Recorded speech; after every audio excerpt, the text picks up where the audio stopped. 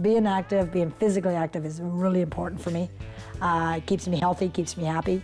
And without the dog, I would only have my cane or friends. And they're not often available when I want to go. The dog is. If I want to go at 6 in the morning, she's ready. If I want to go at 10 at night, she's still ready. Whenever I want to go, she's ready. So it's a big difference when you have to rely on a cane, which is not great for crossing streets because it doesn't indicate if a vehicle is coming at you. The dog will stop you from crossing if the vehicle's coming. As for friends, they are great as well, but they're not always available. So with her, I can come and go as I want. In a world full of obstacles, for some people, their dog is not just a pet, their dog is a lifeline. Today on NSK9, we're going to talk about the joys and the challenges that come with having a service dog or a guide dog.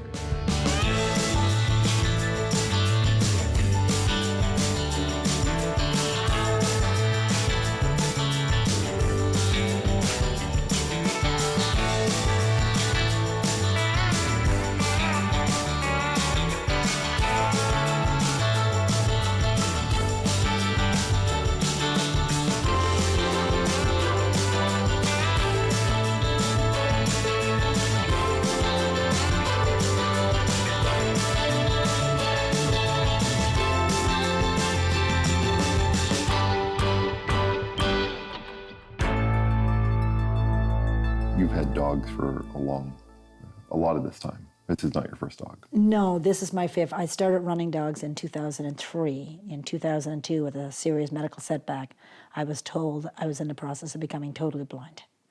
Losing the vision is going to be the easier part. Losing my independence, not so much. So the dogs allow me to live an independent life. There's only 4 places she's not permitted. She's not permitted in the operating room of the hospital. She's not permitted in the ICU of the hospital. If I go to a restaurant, I'm not permitted to bring her into the kitchen.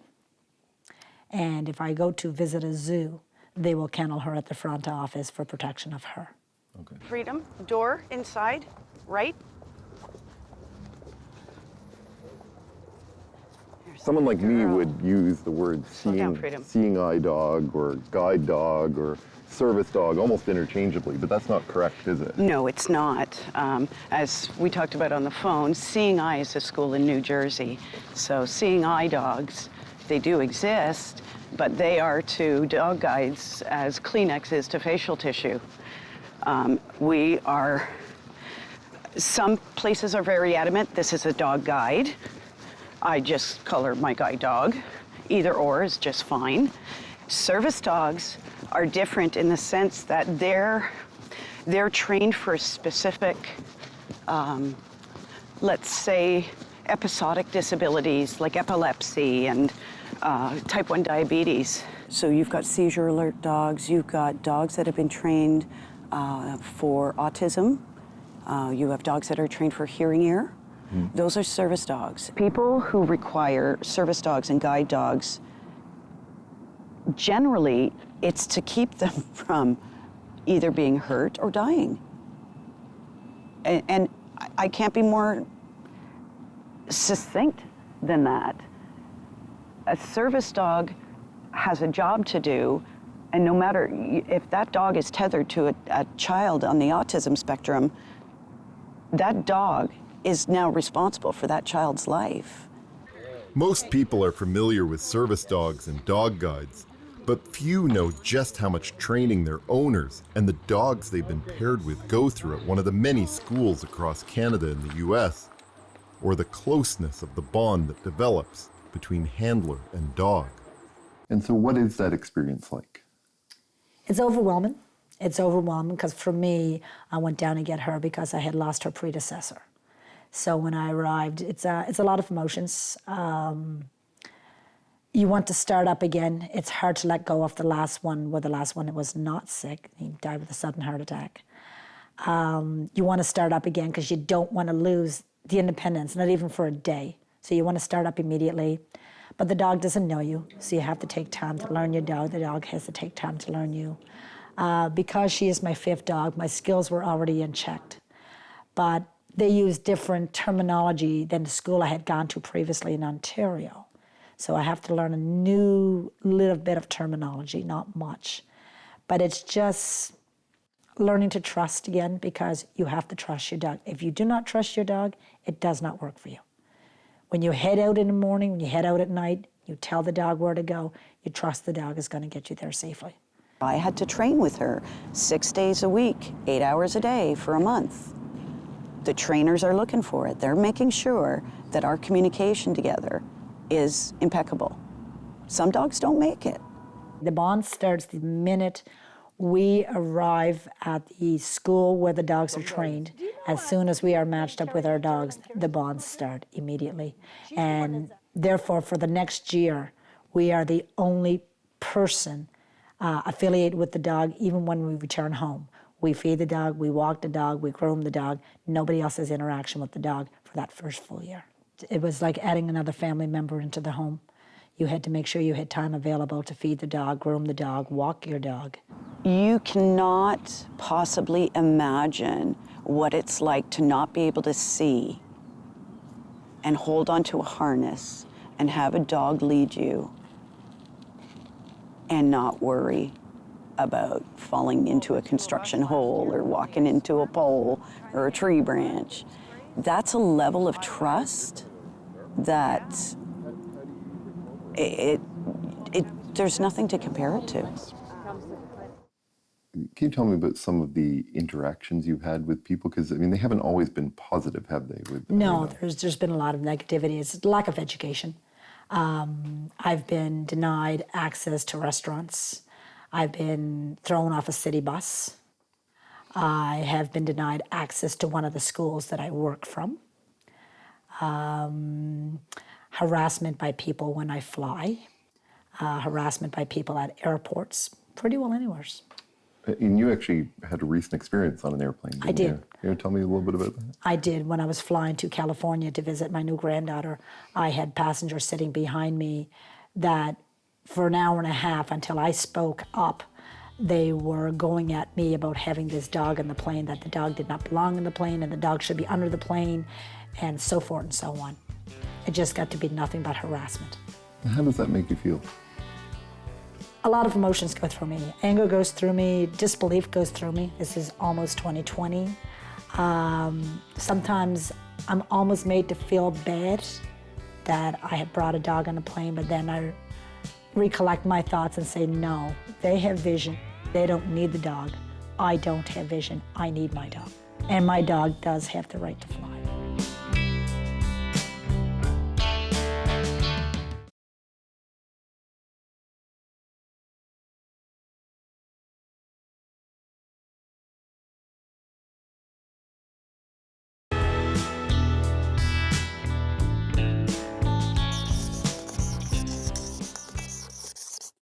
So dogs actually cannot get head lice from people, and that's because lice is host specific, meaning dog lice is on dogs and human lice is on humans. It's not to say that human or dog lice may not end up on one another, but they're not going to live there or stay there in long. In veterinary medicine, we tend to see lice infestations in those situations where dogs are grouped together and the lice directly moves from one dog to another. For instance, we may see more lice in those social dogs that are going to puppy daycare, puppy classes, or even being kenneled.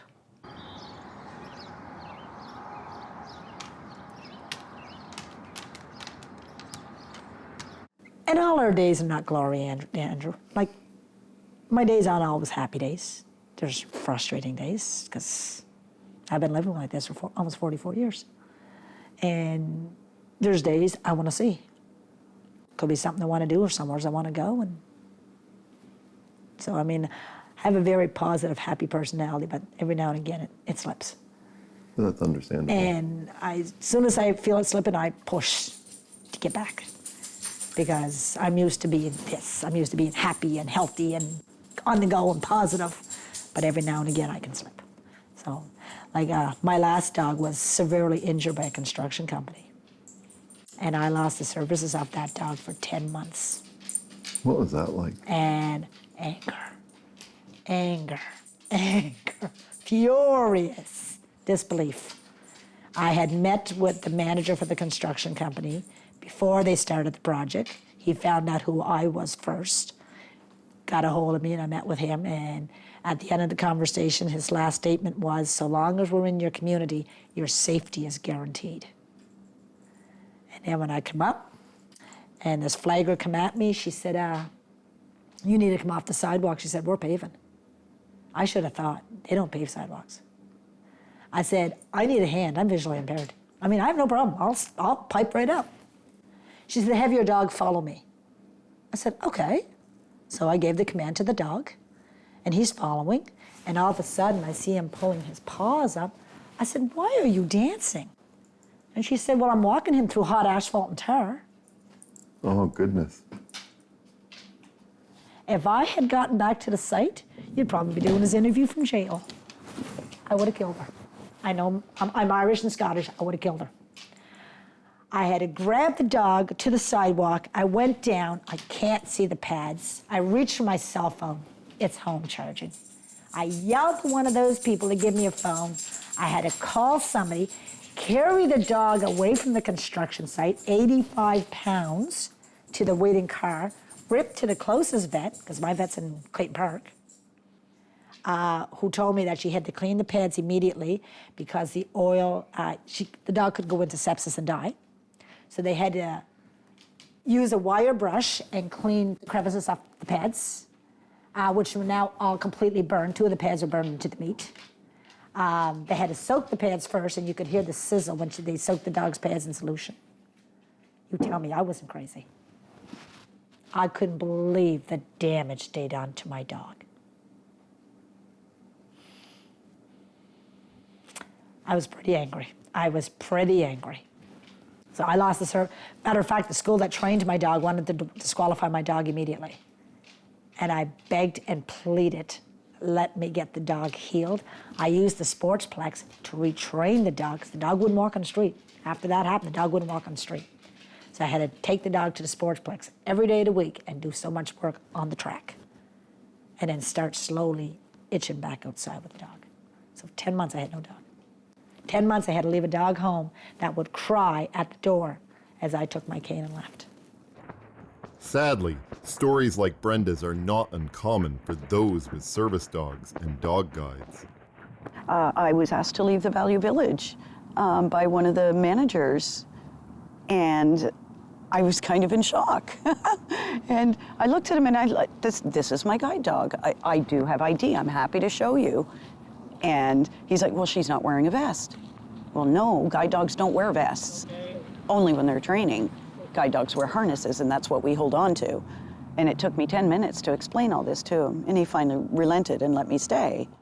It's still so much of a struggle for those of us with service dogs. And you're hearing a story every month.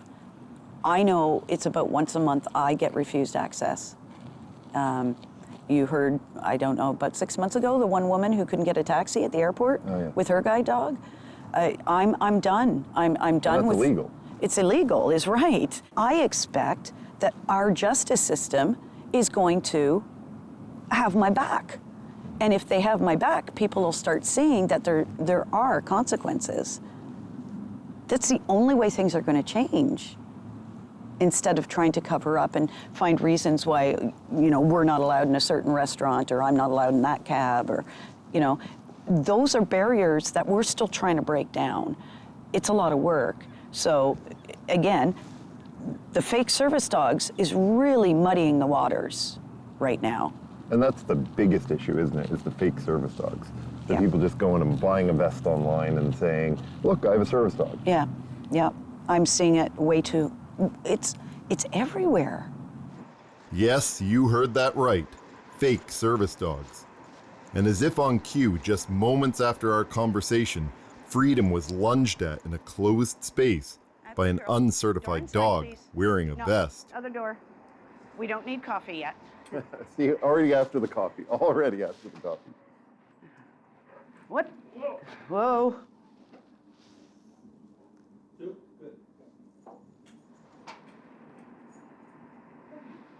Could that have been more timely? But it's not just refusals and fake IDs. Simple things like petting a working dog cause problems too. So as soon as you go up and start patting them or speaking to them, you're interrupting their work mode. You're taking their train of thought away. I could be somewhere really important, like going down an escalator or a flight of stairs, and if you distract the dog, they could, for an instant, forget what they're doing, which could cause me, my safety could be jeopardized. So I tell people, no, even when she's laying down, don't pat her, she's working. So the most important is when they have their harness on, they're in work mode. Let me give you a comparison. You're sitting in your office, I walk in and start rubbing your head. You are distracted immediately. You do it to my dog, she's distracted immediately. The difference being, she could jeopardize my safety. I'm not gonna jeopardize your safety while you're sitting at your desk. But it's really important that people do not interact with the dogs when they're working. And that's a problem that you run into quite a bit. I run into that quite a bit. I run into with adolescents, adults, professionals. Some people genuinely don't know. Now, I do carry a sign on her back that says, do not pat working dog. But I have no problem answering their questions like you just did, like, why can't we pat her? And I explain, because she is working. And patting her can take her out of her training for just a second. But that second could jeopardize my safety. Because she knows when you put that harness on. She knows she's in work mode. Yeah. There's no games, there's no nothing. She's in work mode.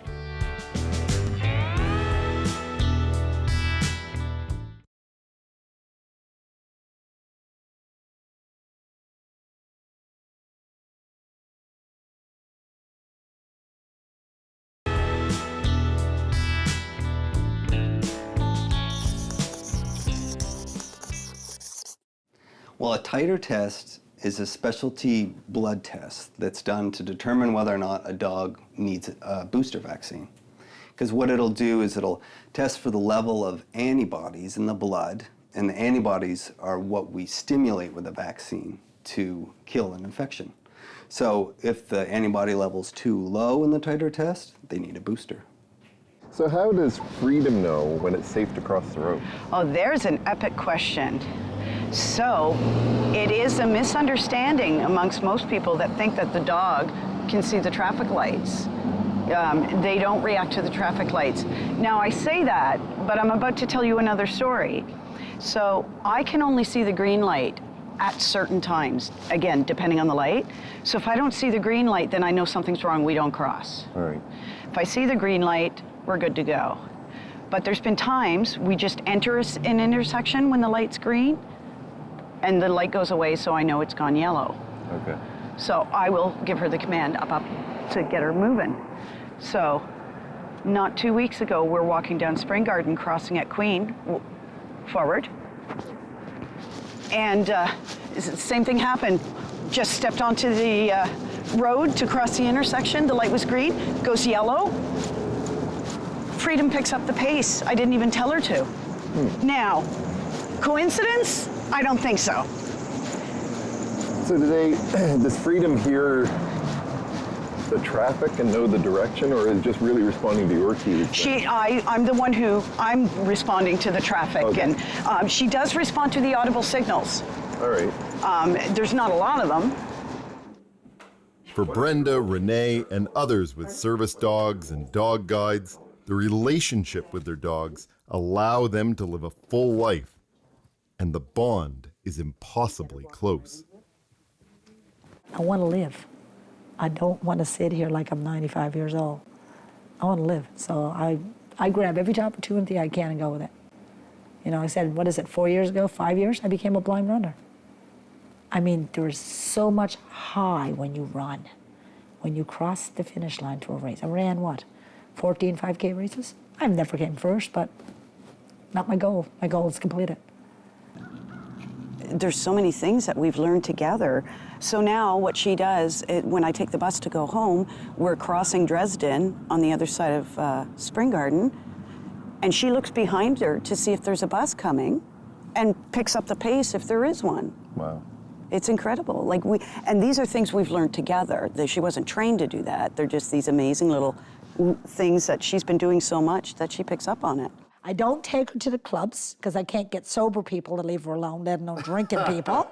So she gets pissed off, but when I leave 9 o'clock on a Friday night, go to the clubs, she's home. I take my cane or I sight guide with somebody. She don't like that. When I come home, whatever hour, she is really mad at me until I get her a treat. And then we're friends.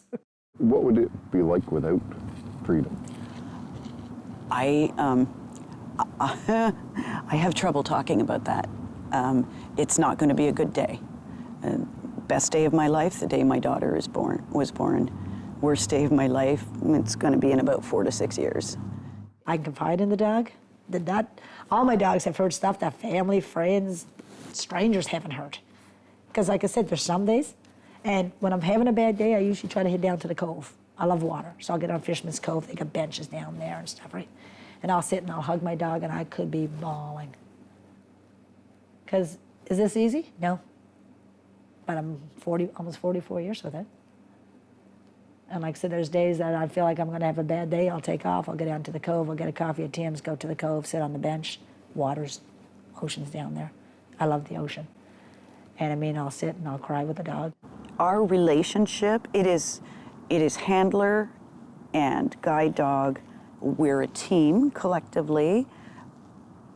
She is worth everything to me, and I love this dog more than you could possibly imagine.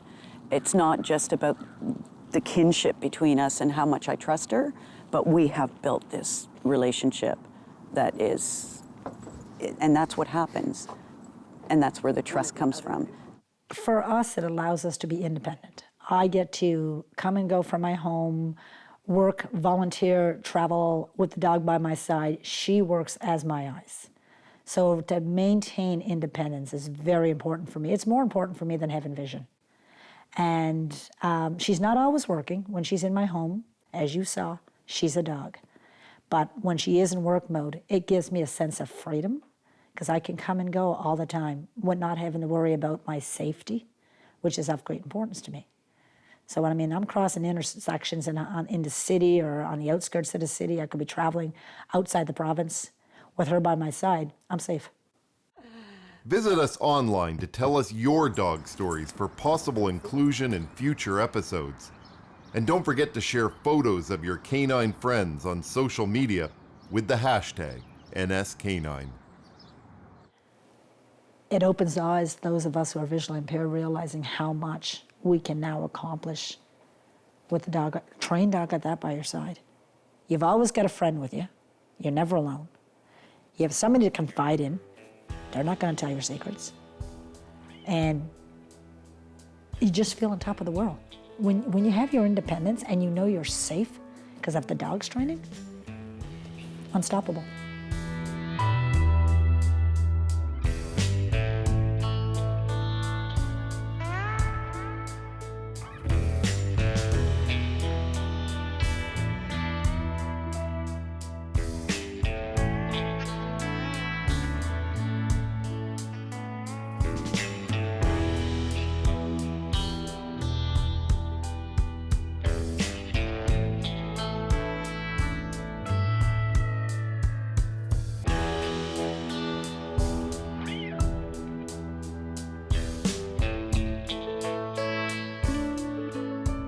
Bad dog? Not here. Next time on NSK9, we visit a doggy daycare with a specialty, taking in dogs that are often refused elsewhere because of behavior issues. What usually goes on in here? This is pretty much What do it. they play? They play, they wrestle. Oh, I know you. As you can see, Duncan likes to get into spats. Well, you're the guy. So you're the one that doesn't like men. Yes. Well, I guess we're changing that. We're changing all the things. Yeah. What is it with certain dogs that they'll be attracted to some people but not others? And this guy seems to have suddenly. It's the microphone. Maybe.